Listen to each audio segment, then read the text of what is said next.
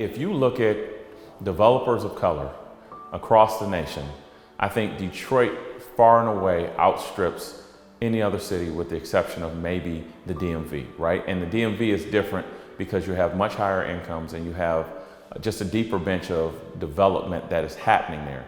But outside of that, you really don't see developers of color really operating at the scale, and it's largely been born from the CDFIs. And if I can call out two specific names, it would be Capital Impact Partners and Invest Detroit. Part of the challenges that we face moving forward are really when you have those CDFIs, they're looking and saying, does the deal make sense first? And then they say, let me see your balance sheet.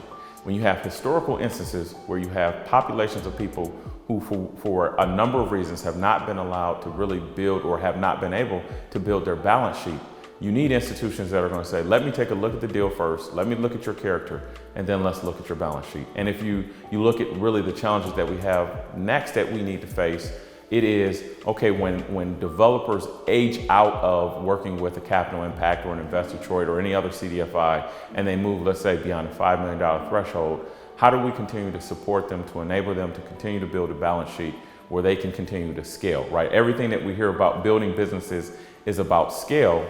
And so CDFIs do a wonderful job of helping developers get to a space where they can get the experience. And now the next step is, how do we help them get to a space where they can scale?